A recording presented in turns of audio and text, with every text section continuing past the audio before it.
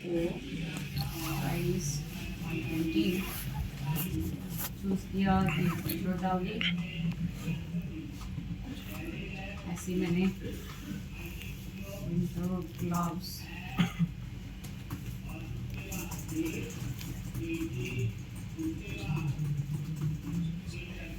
Stock में 2 हैं, ठीक है। प्राइस 150 है। ग्लव्स डाल दिए। ऐसे ही मैंने हेडफोन्स 3 क्वांटिटी, प्राइस 560। हेडफोन्स आ गए। एक आधा प्रोडक्ट ऐसा भी डाला जिसकी इमेज नहीं है मेरे पास, ठीक है। एक्सेप्शन केसेस भी हैंडल करना है, जैसे ग्लास पर, ठीक है। ये डिस्क्रिप्शन डाली, स्टॉक में 5 पड़ी है, प्राइस $50 है, पर इमेज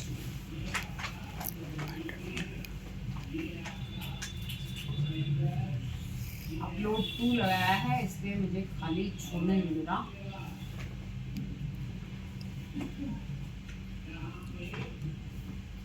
कुछ डालना पड़ेगा।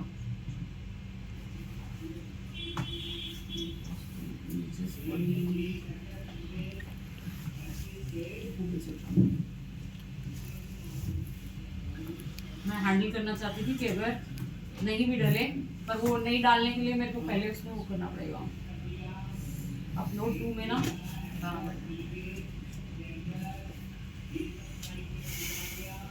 चीज़ देखते हैं। क्लास मॉडल की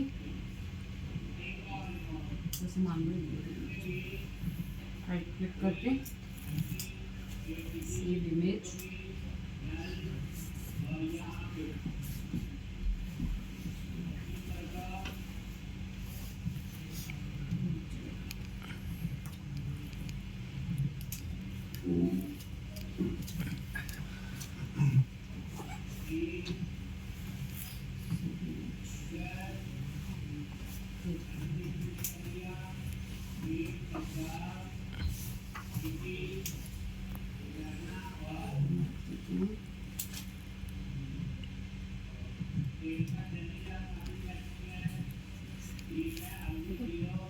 ये मैंने डाल दिया।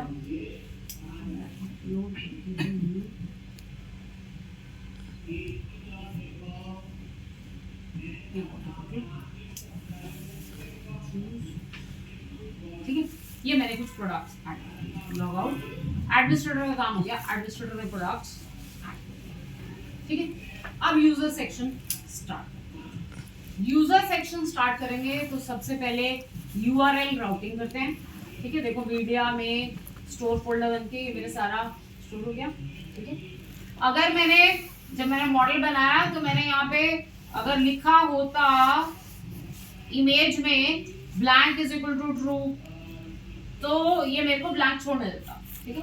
मेरे को सिर्फ क्या करना है, एक प्लेस होल्डर इमेज यहाँ पे डाल लेनी है। अगर किसी के केस में ब्लैंक है इमेज, तो उसके लिए मुझे प्लेस होल्डर इमेज दिखानी है, ठीक है। मैं कोड कर दूंगी, वो सिर्फ आप बाद में ब्लैंक इक्वल टू ट्रू करके जब मॉडल को दोबारा से माइग्रेट करोगे किसी टाइम तो वो चलता है, ठीक है। कोड मैं कर दूंगी। ओके, अब मुझे क्या करना है, फ्लो से चलते हैं, बिल्कुल जैसे जैसे मुझे काम है। तो सबसे पहले यूआरएल राउटिंग से यूआरएल्स मैच कराते हैं कि होम पेज पे यूजर को क्या दिखे, होम के बाद कौन सा पेज खुले, वो स्टार्टिंग से स्टार्ट। तो यूआरएल राउटिंग के लिए सबसे पहले प्रोजेक्ट की यूआरएल्स फाइल में गए। यूआरएल राउटिंग के लिए सबसे पहले प्रोजेक्ट की यूआरएल्स फाइल में गए। सबसे पहले प्रोजेक्ट में ही आते हैं ना, तो यहां मैंने लिखा इंक्लूड, यहां लिखा पाथ, ब्लैंक पाथ। अगर आप कुछ नहीं डालते तो क्या इंक्लूड करा ले, स्टोर डॉट यूआरएल्स को, ठीक है। अभी एरर आ रहा है store dot URLs not found, क्योंकि अभी मैंने यूआरएल्स डॉट पाई फाइल वहां पे बनाई नहीं। अच्छा, इसी के साथ आपको पता है ये बाद में इमेजेस के लिए मुझे करना पड़ेगा, साथ ही लिख देती हूँ, URL patterns plus equal to media के लिए, ताकि अगर कोई इमेज एक्सेस करूं, मीडिया फोल्डर एक्सेस करूं तो एक्सेस हो सके। लिखवाया था लास्ट टाइम में मैंने। URL patterns plus equal to, यहाँ पे पहले from Django dot conf dot URLs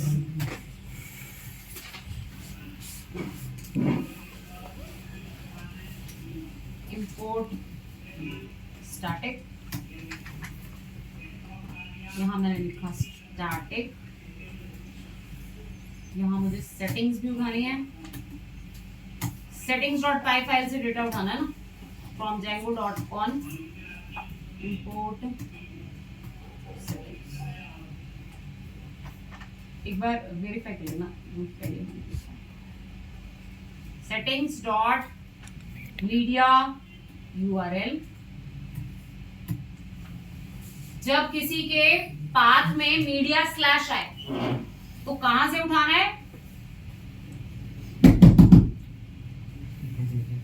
document, ऐसे चला दो, document root is equal to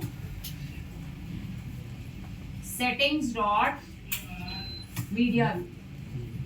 जो सेटिंग्स फाइल में आपने मीडिया रूट बोल रखा है, उस मीडिया रूट पे जाना है। जब यूआरएल में आए मीडिया स्लैश, तो आपने कहां जाना है? वो इस फोल्डर पे पहुंच जाए, इसके लिए। ठीक है, इमेजेस की हैंडलिंग क्लियर है। अब ब्लैंक यूआरएल देंगे तो कहां चला जाएगा? स्टोर्स डॉट यूआरएल में चला जाएगा। बाकी काम मुझे स्टोर्स ऐप में यूआरएल्स डॉट पाई फाइल बना के वहां पे करना। ठीक है, अब मैं स्टोर्स ऐप में यूआरएल डॉट पाई फाइल बना। ठीक है, स्टोर्स ऐप में जाएंगे, स्टोर्स ऐप में जाके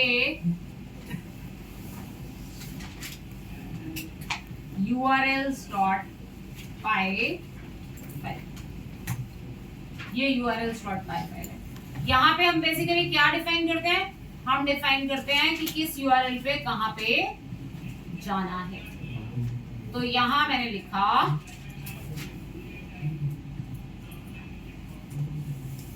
from dot views import index. Index नाम का व्यू अभी मैं बनाऊंगी, अभी मैंने बनाया नहीं हुआ है। From dot views import index. ठीक है, तो अगर यूआरएल आए ब्लैंक तो कहां जाना है? इंडेक्स नाम के व्यू पे। अगर यूआरएल आए ब्लैंक कहां पे जाना है? इंडेक्स नाम के व्यू पे जाना। और यहाँ पे यूआरएल पैटर्न्स को नेम भी दे दो। नेम देने से ये फायदा होता है कि आपको पेज पे, अभी तो मैंने मल्टीपल पेजेस नहीं बनाए थे, लिंकिंग नहीं करी थी। जब href में लिंकिंग करनी है तो इंस्टेड ऑफ कि पूरा यूआरएल लिखूं स्लैश दिस, आप सीधा ये नाम दे सकते। ठीक है, यूआरएल देते समय नाम दे सकते हो, आपको पूरा वो पाथ लिखने की जरूरत नहीं। ठीक है, तो ये मैंने कहा। अब मुझे व्यूज में क्या बनाना है? इंडेक्स व्यू बनाना है, जो सारे प्रोडक्ट्स होम पेज पे डिस्प्ले कराए। ठीक है, इंडेक्स व्यू बनाएंगे जो होम पेज पे सारे के सारे प्रोडक्ट्स को डिस्प्ले कराएगा। ओके, आ जाओ व्यूज में। व्यूज में डेफ इंडेक्स नाम का पहला व्यू बनाया, रिक्वेस्ट। ठीक है, यहां क्या करना है? सारे के सारे प्रोडक्ट्स उठा के लाने। फ्रॉम डॉट मॉडल्स इंपोर्ट,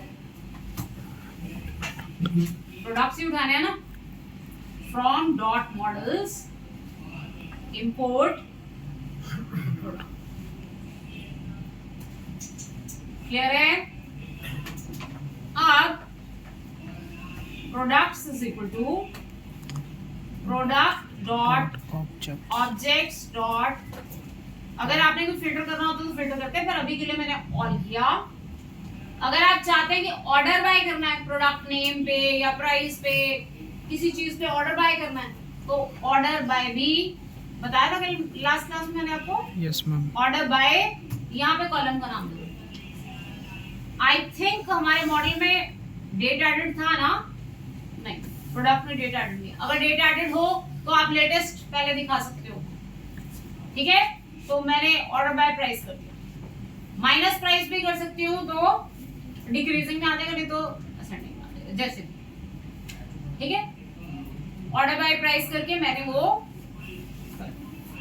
अब ये प्रोडक्ट्स आ गए।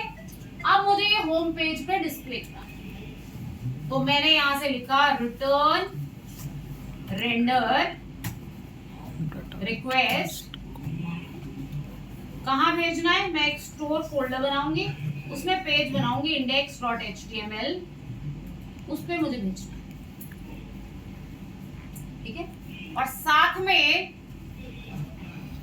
प्रोडक्ट्स कॉन्टेक्स्ट के अंदर मैंने ये प्रोडक्ट्स पास किया, यहां से मैंने प्रोडक्ट्स पास किया। यहां तक ऐसा तो आपने पहले भी किया।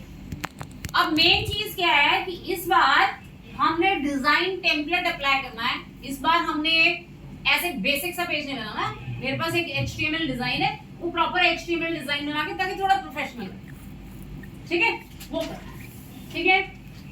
तो पेज तक डेटा चला गया होगा, अब हमारा फोकस होना चाहिए पेज बनाने, ठीक है। तो क्या करो, राइट क्लिक करके न्यू डायरेक्टरी बनाओ, टेम्पलेट्स। पेजेस कहाँ बनाते हैं? टेम्पलेट्स, ठीक है। टेम्पलेट्स के अंदर फर्दर मैंने बोला स्टोर के अंदर बनाओ, क्योंकि मेरे को यहाँ पे ऑथेंटिकेशन के पेजेस भी बनाने हैं, log in, log out, register, वो अलग फोल्डर में बनाऊंगी। जो प्रोडक्ट से रिलेटेड पेजेस है वो अलग। तो इसके अंदर फर्दर एक और फोल्डर बनाओ, स्टोर। इस स्टोर के अंदर पेज बनेगा index.html। स्टोर के अंदर पेज बनेगा index. अच्छा, अब मैं क्या करूंगी, आपने देखा होगा, आप किसी प्रोफेशनल वेबसाइट को देखो तो उस वेबसाइट पे बहुत सारी चीजें, एक वेबसाइट एक प्रॉपर वेबसाइट की तरह क्यों लगती है? क्योंकि उसका जो लेआउट है वो सारे पेजेस पे फिक्स होता है। मतलब हेडर सब जगह कॉमन रहता है, फुटर सब जगह कॉमन रहता है, साइड बार भी कई बार कॉमन रहती है, जो साइट मैप है वो एक जैसा चलता है, अंदर का कंटेंट जो है वो बदलता जाता है, ठीक है। मतलब आपके वेब पेज पे बहुत सारे एलिमेंट्स ऐसे होते हैं जो सारे पेजेस पे कॉमन रहने होते हैं। कुछ कुछ कंटेंट होता है जो पेज टू पेज वेरी करता है, ठीक है। तो अगर मैं सारा HTML सारे पेजेस पे रिपीट करती रहूं, तो कल को अगर मुझे डिजाइन टेम्पलेट में मान लो हेडर में कुछ चेंज करना हो, तो मुझे सारे पेजेस पे जाके चेंज करना पड़ेगा, ठीक है। तो प्रोग्रामिंग में तो वैसे ही बेसिक कॉन्सेप्ट होता है कि रिपीट नहीं करना, ठीक है। तो हम जब डिजाइन बनाते हैं, हम एक पेज बनाते हैं base.html। बेस में क्या करते हैं, वो सारी चीजें फिक्स रखते हैं, हेडर, फुटर, जो सारे पेजेस पर कॉमन रखना है वो बेस में रखते हैं, और उसके अंदर एक कंटेंट एरिया बना देते हैं। वो कंटेंट एरिया हर पेज अपना अपना डिफाइन करेगा, और रन टाइम पे ये दोनों पेजेस आपस में ज्वाइन हो जाएंगे। बेस के बीच में जहां कंटेंट है वहां पे पेज का कंटेंट, ऐसे वो दोनों क्या हो जाएंगे, आपस में ज्वाइन हो जाएंगे। तो मुझे एक base.html बनाना है जिसमें साइट का बेसिक स्ट्रक्चर रहेगा, और फिर एक कंटेंट एरिया बनाना है जहां पे मुझे जो पेज टू पेज में बदलती है, ठीक है। तो पहले मैं आपको दिखाती हूँ डिजाइन टेम्पलेट जो मुझे अप्लाई करना है इसी प्रोजेक्ट में। कहीं ये मेरे पास ये CSS पड़ी है और ये base.html पड़ा है। अब आप कहेंगे कि ये मेरे पास कहाँ से आया? मैंने ये डिजाइनर से बनवाया। सारा काम एक ही बंदा तो करता नहीं है ना, कंपनी में डिजाइन के लोग अलग होते हैं जिनका काम कस्टमर की रिक्वायरमेंट के अकॉर्डिंगली डिजाइन बना के देना होता है। तो डिजाइनर ने मुझे डिजाइन बना के दिया। वो डिजाइन जो जो इसमें मैंने खुद लिखा है वो मैं दोबारा लिख देती हूँ, जो डिजाइनर ने लिखा है वो हम उठा लेते हैं। जो जो मेरी लिखी हुई लाइन है, मेरी लिखी हुई लाइन सारी हैं, क्योंकि ये जैंगो की लाइन है, ये जैंगो की लाइन है। जहां जहां मैंने कोड लिखा वो मैं आपको बता, बाकी डिजाइनर ने मुझे दिया, मैंने उसको यूज किया। ठीक है, तो मैंने क्या किया, इसको कॉपी किया, इसको कॉपी करके यहाँ पे एक base.html पेज डालो, HTML पेज डालो, base.html, इसमें ये सारा कंटेंट डालो, इसमें ये सारा का सारा कंटेंट मैंने डाला, जो डिजाइनर ने मुझे दिया मैंने उठा के यहाँ पे डाला। इस पूरे में जेंगो का कोड क्या है वो मैं आपको बता दूं। सबसे पहले लोड स्टार्ट, मैंने अपनी स्टाइल शीट्स, मैंने अगर उस स्टाइल शीट के साथ कोई इमेजेस यूज करी हैं वो सारी एक स्टैटिक फोल्डर बना के उसके अंदर रखनी है। फिर क्योंकि प्रोजेक्ट का पाथ ना, मैं यहाँ पे सीधा पाथ भी लिख सकती हूँ कि स्टाइल शीट ई के अंदर, इस प्रोजेक्ट के अंदर, इस प्रोजेक्ट के अंदर। अब कल को प्रोजेक्ट कहीं और लेके जाऊंगी तो ये तो सारा बदल जाएगा ना, तो इसलिए कोई भी पाथ, कोई भी चीज हम ऐसे नहीं रखते हैं, हम वो सारी settings.py से सेटिंग करा के रखते हैं।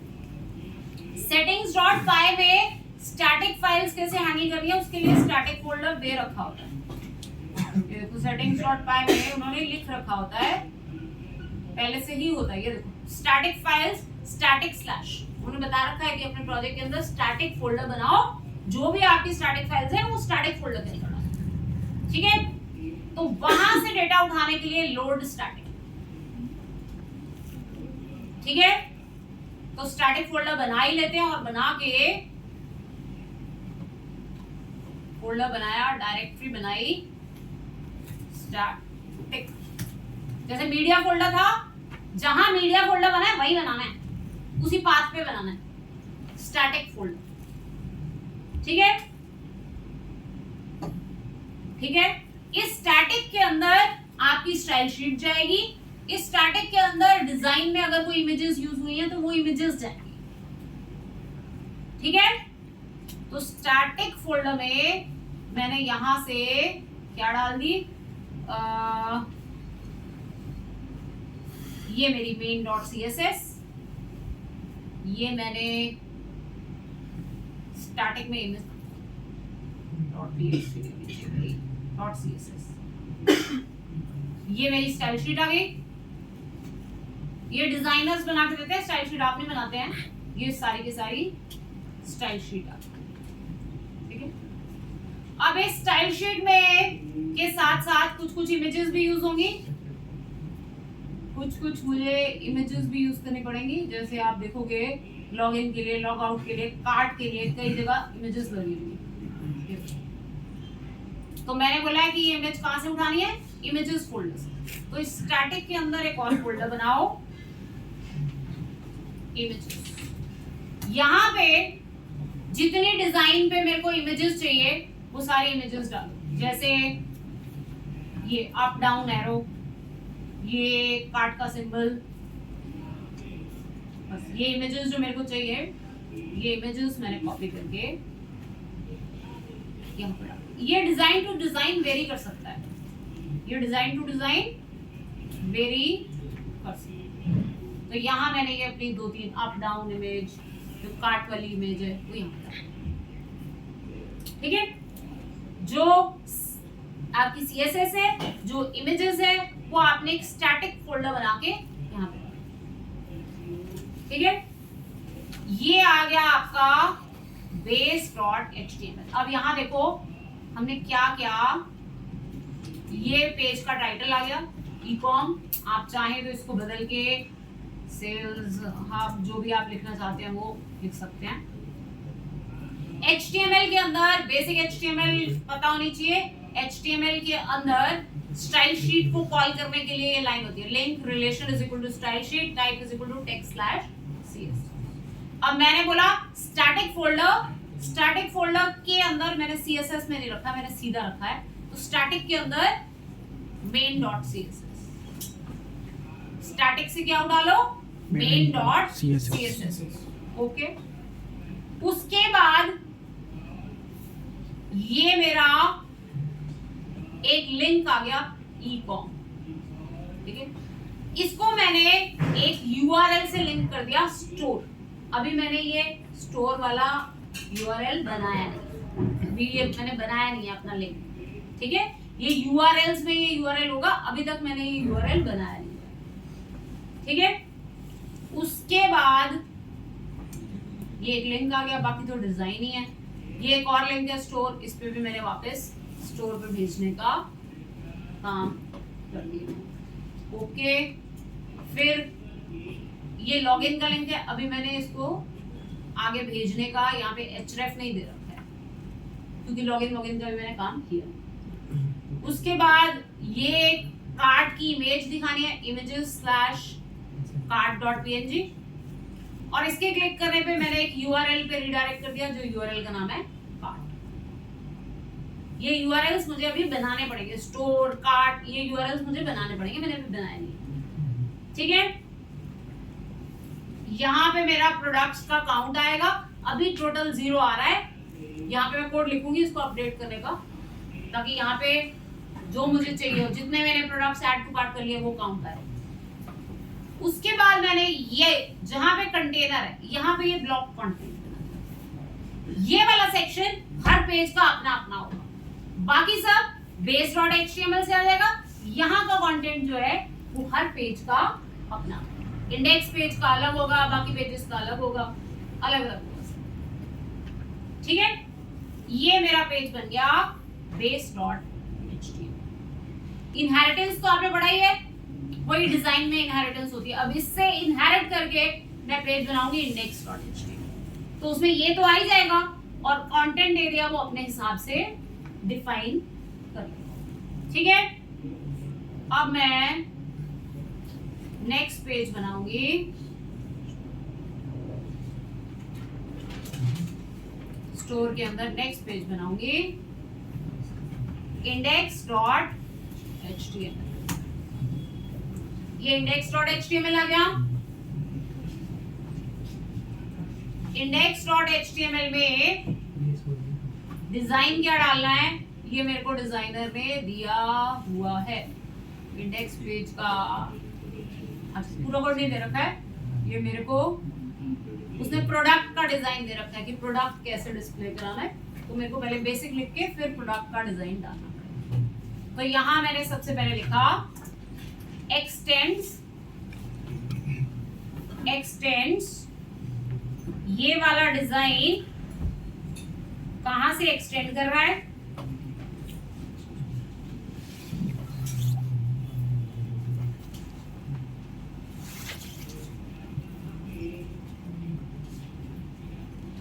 X tends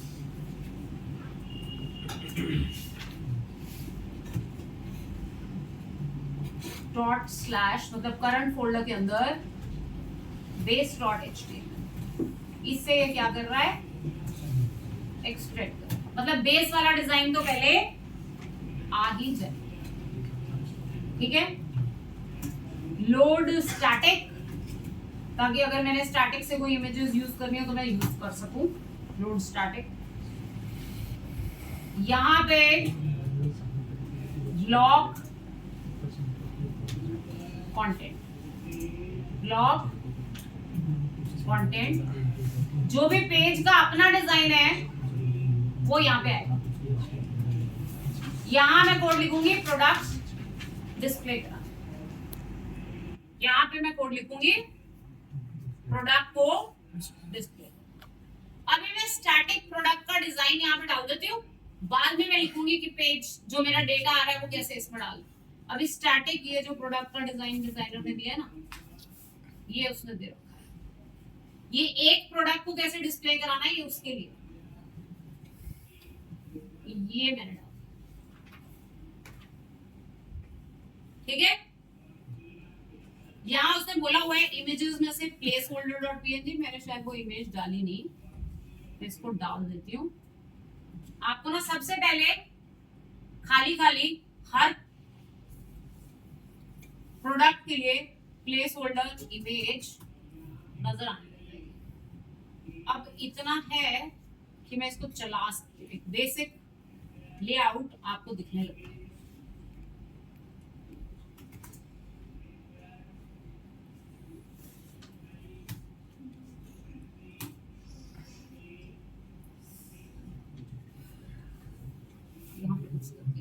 URL fact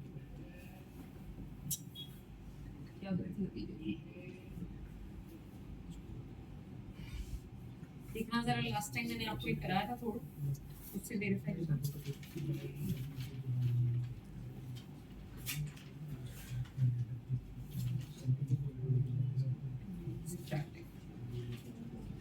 URL dot static dot start, I think ये हाँ ठीक हो गया। यहाँ पे आपको लिखना था URLs dot static dot start, ये ecom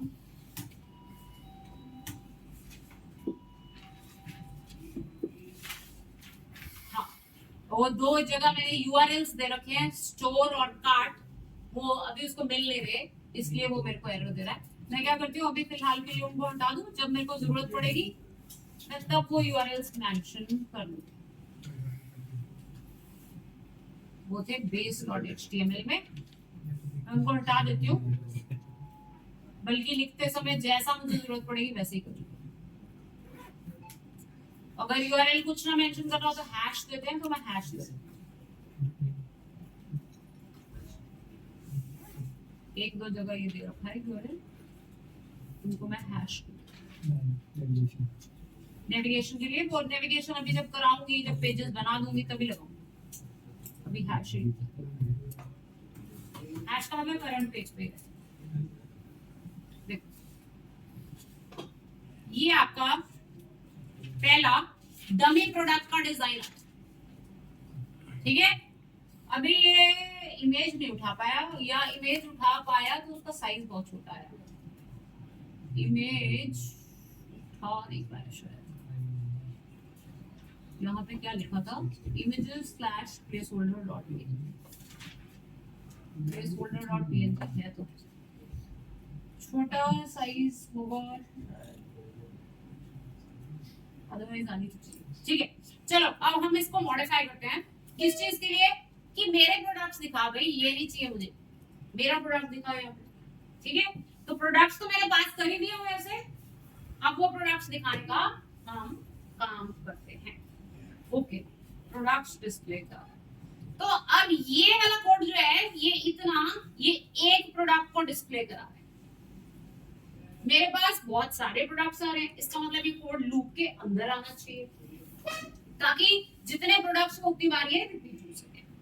तो मैंने क्या बोला, यहाँ पे लगा दिया फॉर PRD इन PRDs नाम से आ रहा था ना प्रोडक्ट्स, ये पूरा डिव मैंने उठा के किसके अंदर डाल दिया, फॉर लूप। देखो इतने से ये हो जाएगा, देखो जितने प्रोडक्ट्स होंगे ना उतनी बार ये डिजाइन रिपीट हो जाएगा, देखो हो गया ना रिपीट। अब इसमें इंफॉर्मेशन भी जरा मेरे मतलब की आए, ये $20 में आएगी, प्रोडक्ट ना लिखा है, मेरे मतलब का डेटा है, तो वो तो बहुत सिंपल है। आप क्या करो, जहां यहाँ प्रोडक्ट लिखा है आप बोलो भाई ये नहीं दिखाओ, आप क्या दिखाओ, PRD नेम दिखाओ।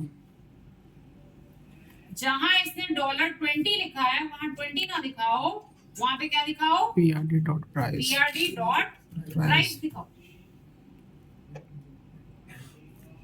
जहां ये इमेज दिखा रहा है वहां पे आप बोलो ऐसे नहीं चाहिए, मुझे क्या चाहिए, PRD डॉट क्या नाम था,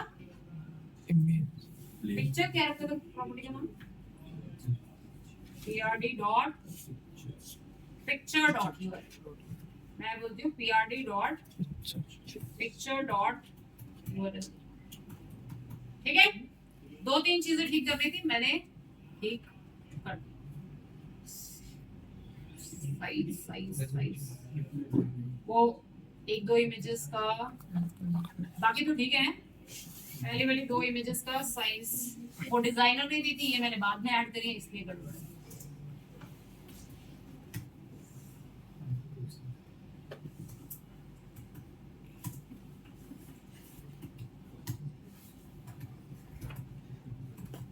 डिजाइनर ने मेरे साथ से उसमें एक थंबनेल बना के दी हुई थी, ठीक है।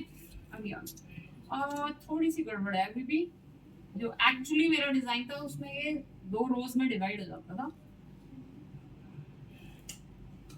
वो नहीं हुआ।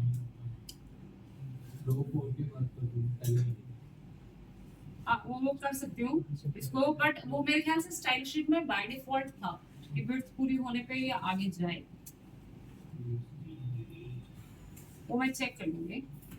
बट बेसिक फंक्शनैलिटी अब मेरी चल रही है, मेरे प्रोडक्ट्स यहाँ पर डिस्प्ले हो गए, ठीक है।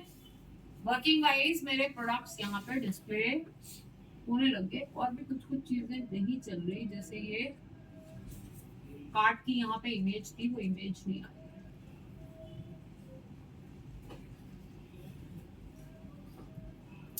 चेक करूंगा, मेरे को लगता है कि स्टैटिक फोल्डर की चीजें सही से नहीं आ रही, स्टैटिक फोल्डर की इमेजेस सही से नहीं आ रही। चलो उसको मैं देखूंगी, बट अभी हम अपने कोड पे ध्यान देते हैं। तो इतना काम हो गया। अब मुझे क्या करना है, यहाँ व्यू पे अगर किसी प्रोडक्ट के साथ आप व्यू के बटन पे क्लिक करें तो क्या होना चाहिए, प्रोडक्ट की डिटेल्स व्यू होनी चाहिए, ठीक है। तो अब मुझे नेक्स्ट कोड किस चीज के लिए करना है, प्रोडक्ट की डिटेल्स व्यू करना, प्रोडक्ट की डिटेल्स व्यू करना। ऐसे ही ऐड टू कार्ट का बटन है, ऐड टू कार्ट के बटन पे क्लिक करें तो मुझे क्या करना है, ऐड टू कार्ट, ठीक है। प्रोडक्ट, ये जो प्रोडक्ट है इसे ऐड टू, तो ऐड टू कार्ट पे हम क्या करेंगे, पहले व्यू भी करेंगे ऐड टू कार्ट भी करेंगे, दोनों चीजें करेंगे, एक करते हैं। पहले मैंने बोला add to cart, add to cart पे क्लिक करने पे बटन का पहले टाइप सबमिट करो ताकि रिक्वेस्ट सर्वर पे जाए, बटन का टाइप करो, ठीक है, ताकि रिक्वेस्ट सर्वर पे जाए।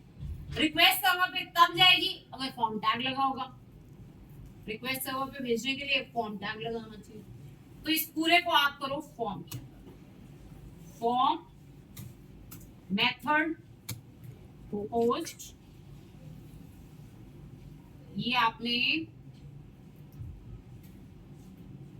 Form tag, form method post, ठीक है, ये आपने फॉर्म टैग।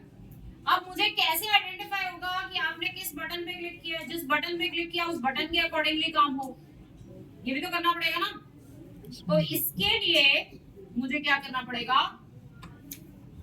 यहाँ पे बटन में प्रोडक्ट का आईडी अटैच करना पड़ेगा, ताकि जिस प्रोडक्ट पे ऐड टू कार्ट करूं वही वाला प्रोडक्ट ऐड हो ना ऑर्डर में।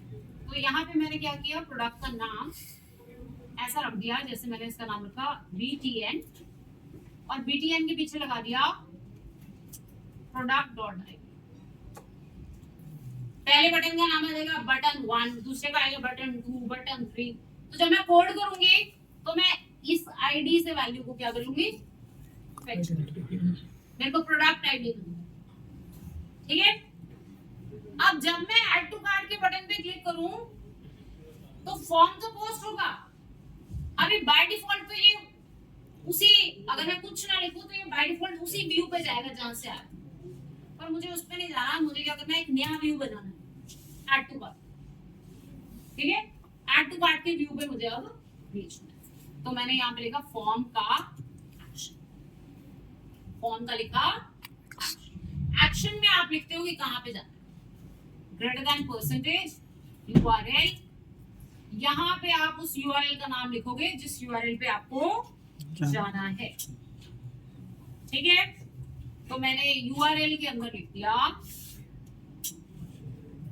मैं एक URL बनाऊंगी अपडेट का, ऐड करने का अपडेट करने का सारा काम मैं इसी URL के अंदर, ठीक है। तो मैंने क्या कहा, जैसे ही मैं बटन पे क्लिक करूं तो कहां चला जाए, अपडेट कार्ट URL पे चला जाए, ठीक है। अब ये अपडेट कार्ट नाम का URL मुझे स्टोर के अंदर, इसमें नहीं, स्टोर के अंदर urls.py में डालना, स्टोर के अंदर urls.py, यहाँ पे मुझे दूसरा यूआरएल बनाना है, किसके लिए? अपडेट पाथ कार्ट स्लैश, ये पाथ है। फंक्शन कौन सा कॉल करना है? अपडेट कार्ट, और नेम क्या दे दिया? अपडेट। जब मैं अपडेट कार्ट का यूआरएल का नाम दूंगी तो ये मुझे अपडेट कार्ट नाम के व्यू पे ले जाएगा। ये व्यू अभी मैंने बना, अभी मैं यहाँ पे सिर्फ आपको ये लिख देती हूँ, add to कार्ट, सिर्फ इतना मैसेज दे दो, ठीक है? क्लियर है? अब मैं व्यूज में एक व्यू बनाती हूँ, डेफ अपडेट रिक्वेस्ट डाला, रिटर्न HTTP रिस्पॉन्स दे देती हूँ। बाद में करेंगे ना उस पर फोकस, पहले सिर्फ दिखाते हैं कि वहां पहुंच गए, बाद में यहाँ का पूरा कोड करेंगे। ऐड टू, ठीक है? लिंकिंग कर दी बस मैंने यहाँ पहुंचाया।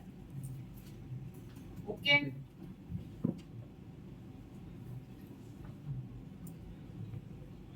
क्लियर है? रिफ्रेश करो। ये पहले तो इसका पेज का ना व्यू सोर्स देखो, हर बटन का नाम देखो, यहाँ सोर्स में बटन्स का नाम देखो। पहले प्रोडक्ट के लिए ये बटन का नाम आ गया BTN6। अगर वाटर बॉटल पे क्लिक करूंगी तो BTN6।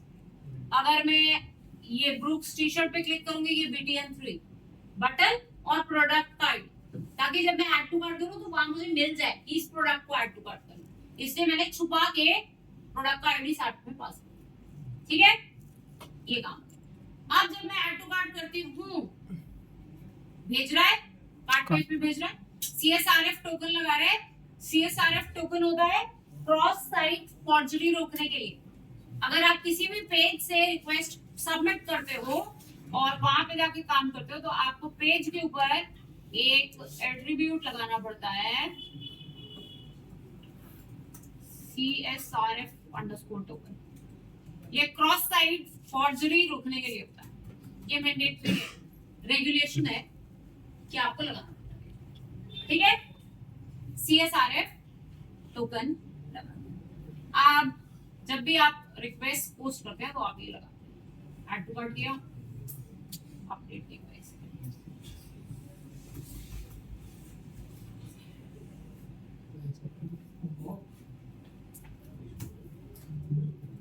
CSRF underscore token। ये एक बार मेरे को रिफ्रेश करके चलाना पड़ेगा।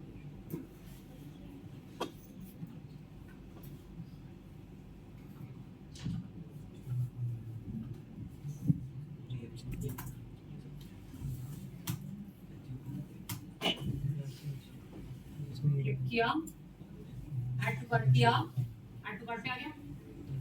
अब यहाँ मुझे कोड करना है प्रोडक्ट को ऐड टू कार्ट करने का, ठीक है? क्लियर है? प्रोडक्ट को ऐड टू कार्ट करने का काम मुझे यहाँ पे कोड लिखेंगे कि प्रोडक्ट कार्ट में ऐड। पर मैं चाहती हूँ, अब आपकी मर्जी है, अगर आप चाहते हो कि guest user add to cart कर सके तो आप एज अ गेस्ट ऐड करा सकते हैं। अगर आप चाहते हैं कि यूजर लॉग इन करके ही ये काम कर सके तो आपको क्या करना पड़ेगा? चेक करना पड़ेगा कि आप लॉगिन हैं तो ऐड टू कार्ट होना चाहिए, अदरवाइज ये आपको लॉगिन पेज पे भेजेगा, ठीक है? तो अब मैं यहाँ पे ये काम, जैसे ही आप ऐड टू कार्ट पे आए, मैंने लॉगिन यूजर से ऐड टू कार्ट करा, मान लो मेरी कंडीशन ये है, तो मैंने चेक किया if request dot user, my auth app आपके आपकी बाय डिफॉल्ट इंस्टॉल्ड होती है। If request dot user dot is authenticated, आपको चेक कर देता है कि अगर करंट रिक्वेस्ट के साथ यूजर ऑथेंटिकेटेड है तो क्या करे। तो यहाँ मैंने अभी पास लिख दिया और मैं यहाँ पे कमेंट लिख देती हूँ किस चीज के लिए, code to add data to customer order, ठीक है। एल्स, अगर यूजर अभी लॉगिन नहीं है तो मैं चाहती हूँ कि पहले भाई लॉगिन पे जाओ, लॉगिन होके आओ, उसके बाद ऐड टू कार्ट, ठीक है।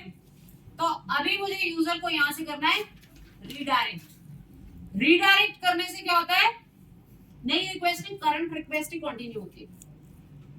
अभी मैंने कुछ आपको सर्व तो किया है, आपकी रिक्वेस्ट आई थी, अभी मैं आपको वापस भेज दूं, उसकी बजाय मैं क्या कर रही हूँ, आपको रीडायरेक्ट कर रही हूँ कि यहाँ नहीं आपका काम हो रहा, आप यहाँ से कहाँ जाओ, लॉगिन पे जाओ, ठीक है। तो अब मैं रेंडर के साथ ही होता है रीडायरेक्ट, अब मैंने यहां से कर दिया रीडायरेक्ट। कहां पे रीडायरेक्ट करना है आपको, वो यूआरएल हम यहाँ पे देते हैं स्लैश myauth स्लैश myauth के अंदर लॉगिन पेज पे आपको रीडायरेक्ट। अभी मेरा यूजर ऑथेंटिकेटेड नहीं होगा तो ये मुझे कहां भेजेगा, myauth के अंदर लॉगिन पेज पे, ठीक है। ये जो myauth वाला काम है इसमें मुझे ज्यादा काम करने की जरूरत नहीं है, क्यों, क्योंकि आप अगर सिर्फ यूआरएल्स में myauth को रजिस्टर कर दो, क्योंकि ये ऑथेंटिकेशन मॉड्यूल पहले से बना हुआ है, इसको मुझे स्क्रैच से नहीं बनाना है, ये तो पहले से बना हुआ मॉड्यूल है, पहले से इंस्टॉल्ड है, बस मुझे उसे यूटिलाइज करना है, ठीक है। तो मैंने लिखा पाथ, जैसे ही यूजर लिखे myauth स्लैश, तो किसे इंक्लूड कर ले, तो include Django dot contrib dot auth dot URLs। जैसे हम अपने मॉड्यूल में urls.py फाइल बनाते हैं ना, ये पहले से बनी बनाई हुई Django की auth फाइल में URLs है, ठीक है। उसको मैंने क्या किया, शायद नहीं होगी,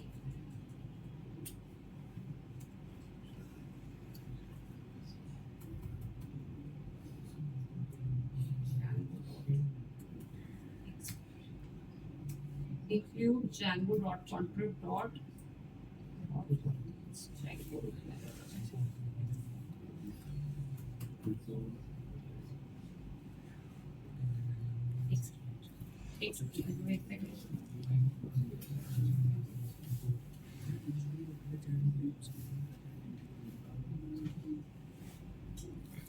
string form, मैंने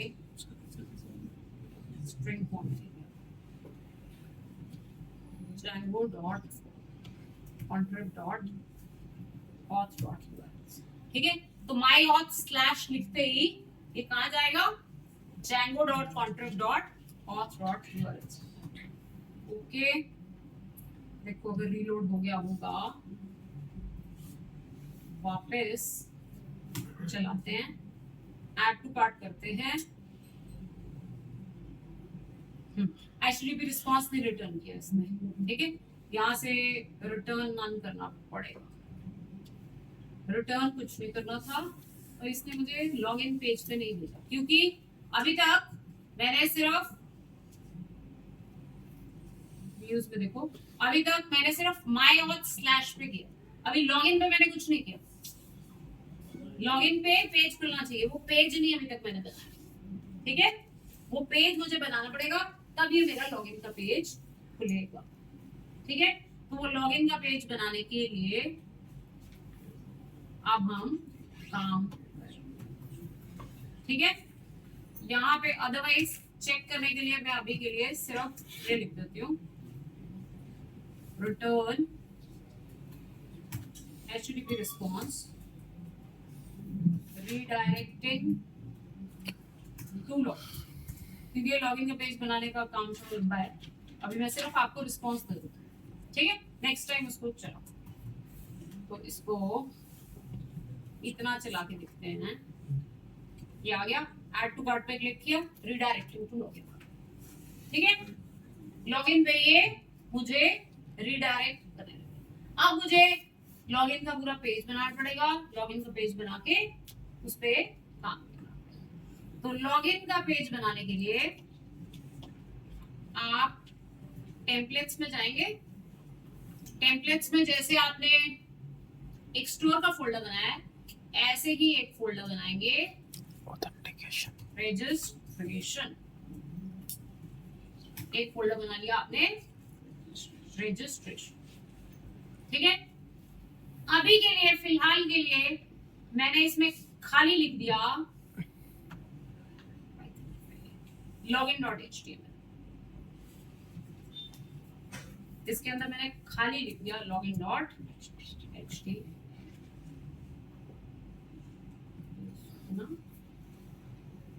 HTML पेज login.html, ये बन गया login page.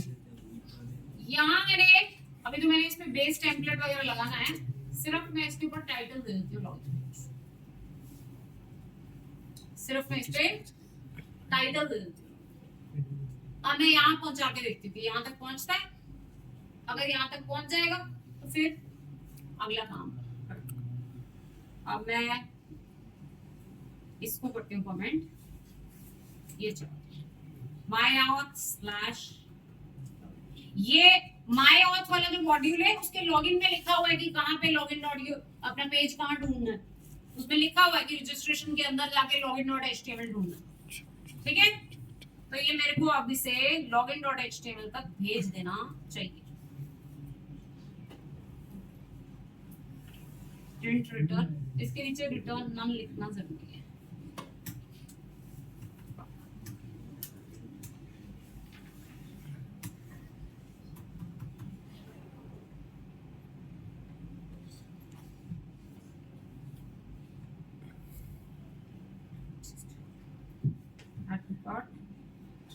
View update card doesn't return HTTP response, it return none instead. ये आगे या नहीं,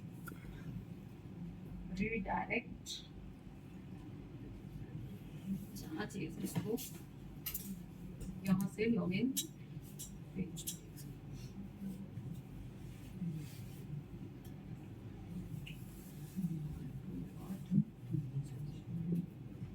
यहाँ से मैंने पूछ दिया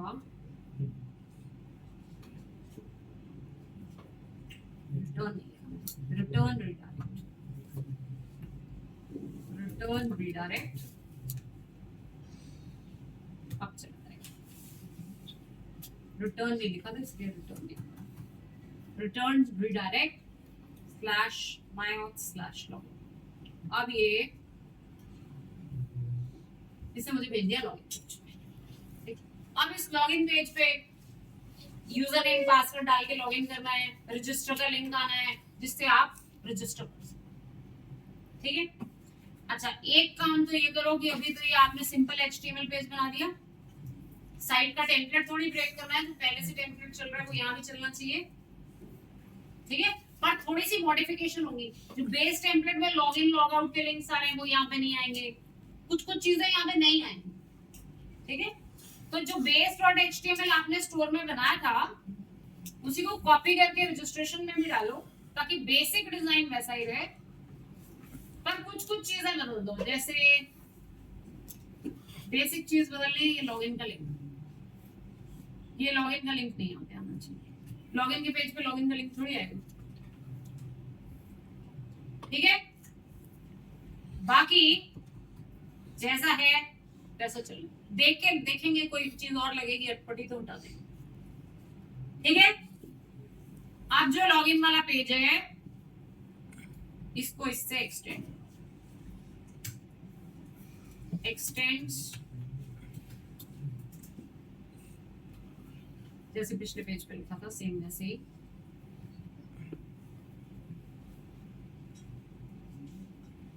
extends base.html, load content, end block। अब यहाँ पे दिखाना है लॉगिन का फॉर्म, यहाँ पे दिखाना है लॉगिन। अब क्योंकि मायऑथ में बना हुआ लॉगिन का फॉर्म आपको नहीं लिखना है, आपको सिर्फ लिखना है फॉर्म डॉट एज पी या एज टेबल या एज जैसे भी आप दिखाना चाहते हैं, फॉर्म टैग, ठीक है। इतने से फॉर्म टैग आ जाएगा। अच्छा, फॉर्म में क्योंकि बटन भी लगेगा तो CSRF टोकन भी लगा देना, CSRF। इस फॉर्म से जो उसमें यूजर नेम पासवर्ड की फील्ड है ना, ये पहले से बना हुआ है, वो आ जाए। बस एक बटन आपको लगाना पड़ेगा, बटन टाइप सबमिट, और उसके ऊपर टेक्स्ट दे दिया लॉग। देखो आपका ये पेज लॉगिन का पेज डिजाइन हो गया। इसमें और लिंक देना पड़ेगा रजिस्टर का, वो करेंगे भी, पर अभी बेसिक लॉगिन का पेज डिजाइन हो गया।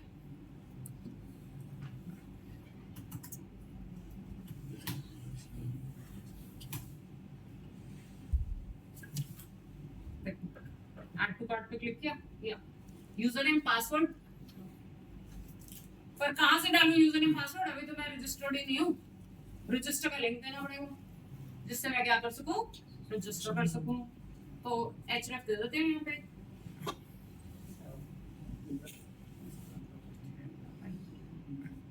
यहाँ पे एक लिंक दे देते हैं, anchor href is equal to, यहाँ पे देंगे लिंक। अभी के लिए रजिस्टर न्यू कस्टमर, ये मैंने लिंक दे दिया, href इसका लिंक दे दिया, ठीक है। ये लिंक बन गया,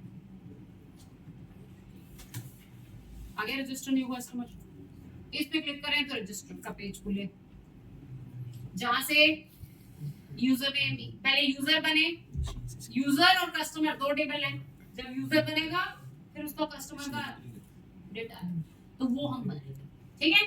अब नेक्स्ट क्लास में हम ये करेंगे, रजिस्टर करेंगे, फिर लॉगिन तो बाय डिफॉल्ट बन ही गया, लॉगिन करेंगे, फिर लॉगिन करेंगे, फिर ऐड टू कार्ट से आपका वो प्रोडक्ट ऐड होगा, ठीक है। वो पूरा फ्लो एक बार बना के देखना। आपको ये डिजाइन की चीजें चाहिए तो ये कॉपी करा के लेना, ये मेरे पास जो डिजाइन टेम्पलेट वगैरह ना, ये एक फोल्डर में पड़ा हुआ है, मेरे ख्याल से होम पेज पे भी पड़ा है, ये आप कॉपी करा के ले लेना, आपको डिजाइन वहां से मिलेंगे, ठीक है। आप ट्राई करके देखना फिर एक बार।